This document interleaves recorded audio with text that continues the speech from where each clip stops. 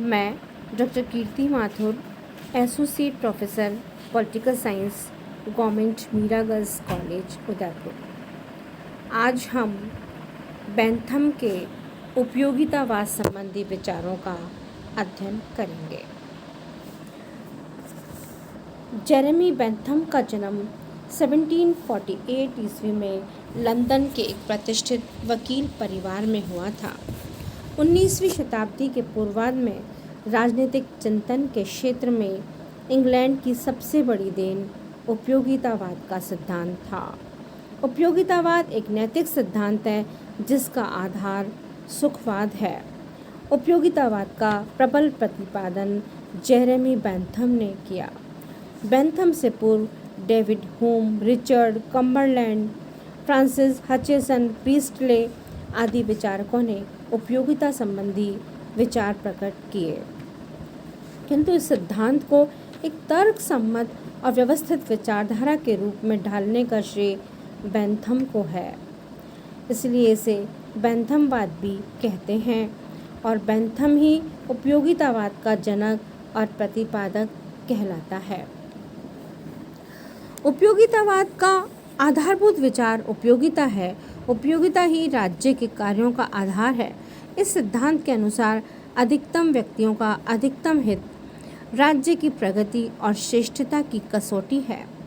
इस विचारधारा के अनुसार सभी राजकीय और सामाजिक कार्यों का मापदंड उपयोगिता ही होनी चाहिए। वस्तुतः उपयोगिता को ही मानवीय जीवन का आधार मानकर जिस राजनीतिक दर्शन की सृष्टि की गई है उसे ही हम उपयोगितावाद कहते हैं।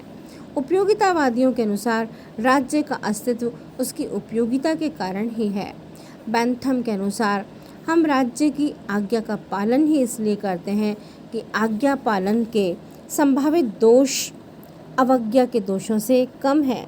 ऐसी स्थिति में राज्य का एक कर्तव्य हो जाता है कि वह अधिकतम व्यक्तियों के अधिकतम सुख की वृद्धि का प्रयत्न करे। राज्य के कार्यों और कानूनों की परख सुख के सिद्धांतों के आधार पर ही की जा सकती है।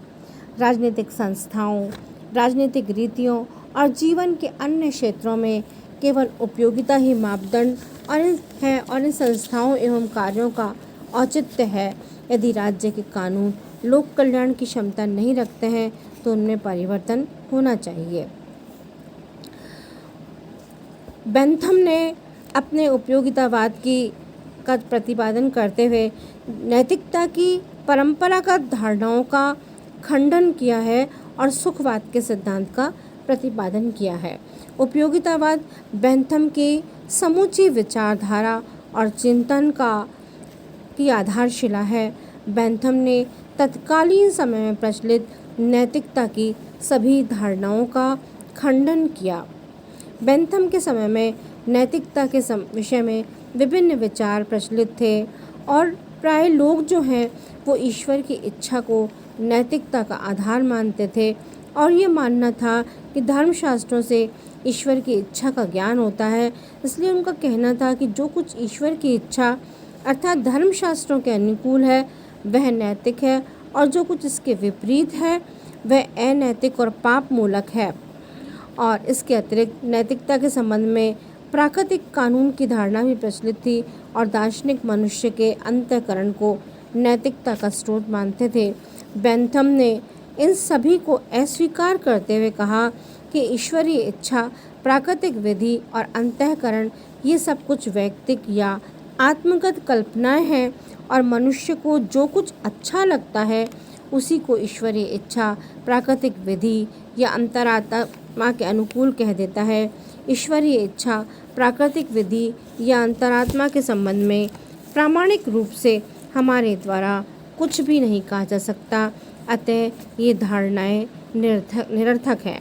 नैतिकता की इन परंपरागत धारणाओं के स्थान पर बेंथम सुखवाद में विश्वास करता है और बेंथम का ये मानना है कि सुख और दुख, दूसरे शब्दों में प्रसन्नता और पीड़ा, मनुष्य के दो सार्वभौम शासक हैं। और बेंथम ने कहा कि प्रकृति ने मानव को सुख दुख नामक दो प्रभुत्वपूर्ण स्वामियों के शासन में रखा है। हमें क्या करना चाहिए और हम क्या करें यह केवल वे ही निश्चित कर सकते हैं। एक मनुष्य अपने शब्दों द्वारा उसके शासन से बचने का दिखावा भले ही करे, किंतु वास्तव में वह सदैव उसके अधीन ही रहेगा। इसी तरह बेंथम ने कार्यों के उद्देश्य की अपेक्षा परिणाम को महत्वपूर्ण माना है और उन्होंने कहा कि कोई भी कार्य किस उद्देश्य से किया जाता है इसका महत्व नहीं है, महत्व है उसका परिणाम क्या है। और उनके अनुसार जो वस्तु हमें सुख की अनुभूति देती है वह अच्छी है, उपयोगी है, और जिस वस्तु से हमें दुख की अनुभूति होती है वह बुरी है, गलत है, अनुपयोगी है। इसी प्रकार उपयोगितावाद का सिद्धांत सुख की प्राप्ति और दुख के निवारण का सिद्धांत है। सुख और दुख का स्वरूप क्या है, इसका निर्धारण कैसे किया जाए, इसका भी बेंथम ने वैधानिक तरीके से विवेचना की है। और उन्होंने जो है कुछ सादे या सरल सुख बताए हैं 15 प्रकार के, जो कि इंद्रियों के द्वारा प्राप्त होने वाले सुख हैं, जैसे संपत्ति, दक्षता, मित्रता, उत्तम चरित्र, पवित्रता, परोपकार, बुद्धि, कल्पना आदि। सादे दुख केवल 11 प्रकार के हैं। इंद्रियों से प्राप्त होने वाले दुख पीड़ा, गंवारपन, फूहड़पन, बदनामी, शत्रुता, उदारता, अशोभनीयता से उत्पन्न कष्ट सरल कष्ट हैं। अन्य सब प्रकार के सुख और दुख जो है वो पूर्वोक्त आनंदों और कष्टों के मिश्रण से उत्पन्न होते हैं। बेंथम के अनुसार सब सुख और दुख बाहरी कारणों के अभाव से उत्पन्न होते हैं, किंतु सब व्यक्तियों को एक कार्य विशेष से समान मात्रा में सुख या दुख नहीं होता है, और इसका कारण व्यक्तियों की संवेदनशीलता या अनुभव करने की शक्ति में अंतर है। और बेंथम ने जो है वो दुख सुख के 5 स्रोत भी बताए हैं, जो कि इस प्रकार हैं। पहला, प्राकृतिक। जब कोई सुख या दुख प्राकृतिक घटना के कारण मिलता है तो उसे प्राकृतिक सुख या दुख कहा। दूसरा, राजनीतिक अथवा कानूनी। जब कोई सुख या दुख राजनीतिक अवस्था अथवा कानून के कारण मिलता है तो वह राजनीतिक सुख या दुख कहलाता है। तीसरा, नैतिक। जब कोई सुख या दुख नैतिक दृष्टि से अच्छा या बुरा काम करने पर होता है तो उसे नैतिक सुख या दुख कहते हैं। चौथा, सामाजिक या लौकिक। जब किसी कार्य को करने पर समाज हमें पुरस्कार या दंड देता है तो हमारा सुख या दुख सामाजिक होता है। पांचवा, धार्मिक। धार्मिक मान्यताओं के अनुसार या विरुद्ध काम करने पर जो दुख या सुख मिलता है उसका स्रोत धर्म होता है। इसी तरह बेंथम ने यह बताया कि उन्होंने कहा कि ये बात महत्वपूर्ण है कि वह विभिन्न सुखों में केवल परिमाण या मात्रा का भेद मानता है, गुण का नहीं। और उनके अनुसार विभिन्न सुख एक दूसरे से कम या अधिक हो सकते हैं, किंतु गुण में भिन्न नहीं होते। इसी प्रकार बेंथम के विचार में सुख और दुख को मापा जा सकता है, और इसके लिए उन्होंने एक आनंद मापक पद्धति प्रदान की। और उनके अनुसार इस संबंध में 6 बातों पर ध्यान दिया जाना चाहिए: तीव्रता, अवधि, निश्चितता, निकटता या दूरी, उत्पादकता अर्थात एक दुख द्वारा अपने ही जैसा दूसरा सुख उत्पन्न करना, और विशुद्धता। ये इसी प्रकार समस्त सुखों के समस्त मूल्यों को एक और तथा समस्त दुखों के समस्त मूल्यों को दूसरी एकत्रित कर लेना चाहिए। यदि एक को दूसरे में से घटाकर सुख शेष रह जाता है तो अमुक कार्य ठीक है, लेकिन यदि शेष दुख रहे तो यह समझ लेना चाहिए कि अमुक कार्य ठीक नहीं है। ऐसा बेंथम का विचार था। बेंथम उपयोगितावादी सिद्धांत को केवल व्यक्तिगत आचार तक ही सीमित नहीं मानते, वरन उन्होंने इसे जीवन के सभी क्षेत्रों में लागू करने की बात कही है। और विधि निर्माण में तो उन्होंने इस सिद्धांत को अपनाने पर विशेष बल दिया है। सामूहिक जीवन में क्या किया जाए इसका निर्धारण अधिकतम व्यक्तियों के अधिकतम सुख के सिद्धांत के आधार पर किया जाना चाहिए। और बेंथम के अनुसार उपयोगितावाद के सिद्धांत का अभिप्राय आनंदों और कष्टों के तुलनात्मक अनुमान की गणना करना या हिसाब लगाना है। विधि निर्माता का उद्देश्य जनता को आनंद देना है और विधान निर्माण में उसका मार्गदर्शक सिद्धांत सामान्य उपयोगिता अर्थात अधिकतम हित होना चाहिए।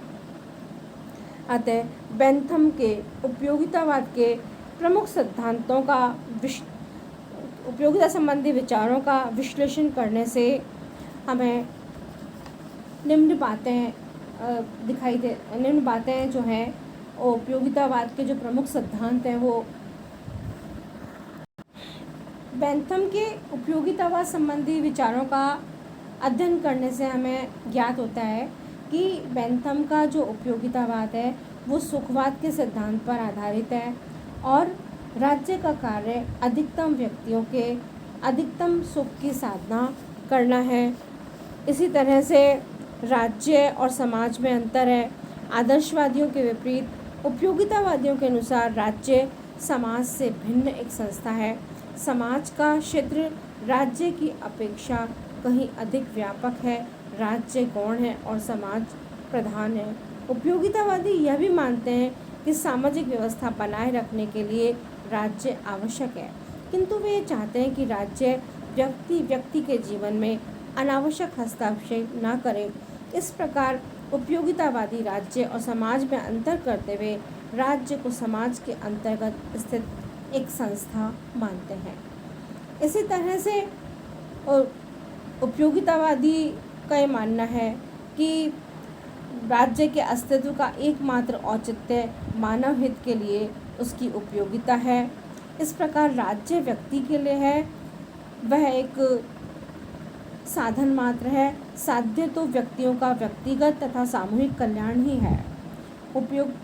उपयोगितावाद एक राजनीतिक विचारधारा ही नहीं है, वरन सामाजिक और आर्थिक व्यवस्था को सुधारने का एक प्रयास भी है।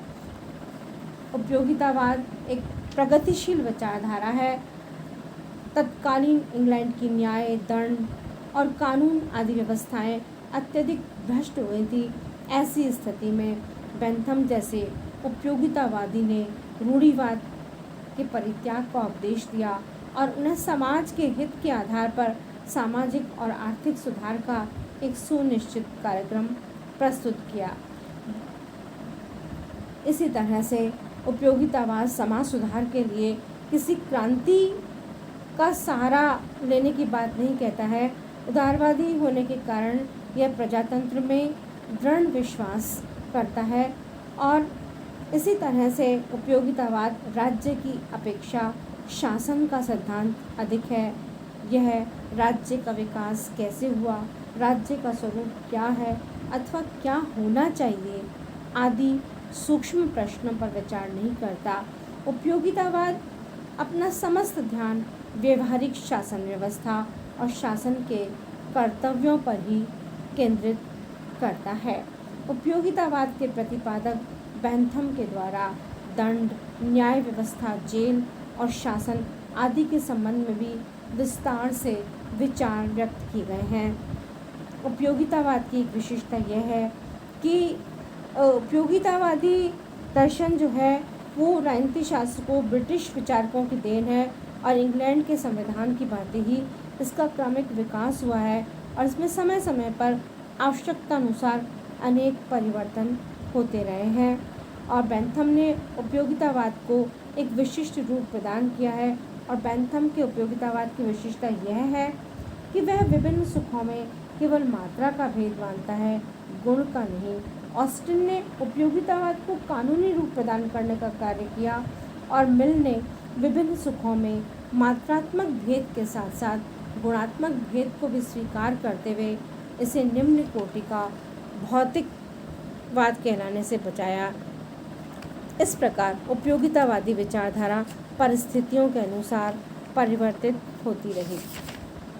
विभिन्न आलोचकों के द्वारा बेंथम के उपयोगितावादी सिद्धांत की आलोचना की गई और आलोचकों का ये कहना है कि बेंथम का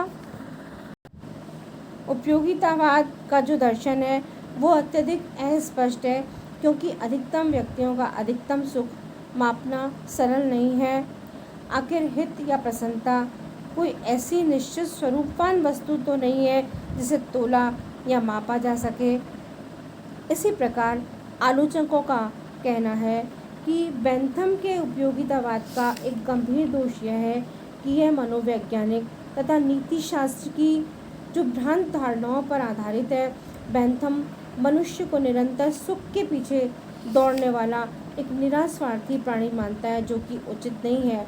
स्वार्थ मानव स्वभाव का एक प्रमुख तत्व तो है, लेकिन उसे मानव स्वभाव का एकमात्र तत्व नहीं माना जा सकता। और सच तो यह है कि मनुष्य अनेक जटिल भावनाओं और प्रवृत्तियों का पुतला होता है। मानव के सभी कार्य केवल सुख की इच्छा से प्रेरित नहीं होते, उसके कार्यों के पीछे दया, क्षमा, प्रेम, त्याग, परोपकार और देश प्रेम आदि प्रवृत्तियाँ भी होती हैं। ऐसी स्थिति में मनुष्य को एक ऐसा बौद्धिक प्राणी माना जिसे सभी कार्यों के पीछे सुख दुख का अनुमान और परिणामों का लेखा रहता है, और उपयोगितावाद की ये सबसे बड़ी कमजोरी है।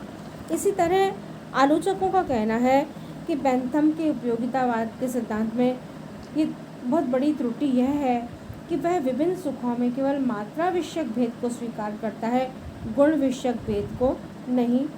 बेंथम द्वारा विभिन्न आनंदों में गुणात्मक भेद न किए जाने के कारण आलोचकों के द्वारा इसकी आलोचना की जाती है। और आलोचकों का कहना है कि बेंथम का उपयोगितावाद का जो सिद्धांत है, अधिकतम व्यक्तियों का अधिकतम हित, ये प्रत्येक व्यक्ति के आनंद पर नहीं वरन बहुसंख्यक वर्ग के आनंद पर बल देता है। अतः वह बहुसंख्यक वर्ग को अवसर प्रदान करता है कि वह अपने आनंद की प्राप्ति के लिए अल्पसंख्यक वर्ग को कुचलने तथा उस पर अत्याचार करे। इसी तरह बेंथम की उपयोगिता सिद्धांत की जो है वो बेंथम की विचारधारा में उपरोक्त दोषों के बावजूद राजनीतिक चिंतन के इतिहास में उससे अत्यंत महत्वपूर्ण स्थान प्राप्त है। उसके दर्शन में मौलिकता का भले ही अभाव हो, किंतु इस बात से इनकार नहीं किया जा सकता कि उसने अपनी यथार्थवादिता और क्रियात्मक सुधारवादिता के आधार पर व्यवहारिक राजनीति को एक नवीन दिशा प्रदान की। और उसकी महत्वपूर्ण देन यह है कि एक दार्शनिक संप्रदाय के रूप में उपयोगितावाद की स्थापना और उसे वैज्ञानिक रूप प्रदान किया।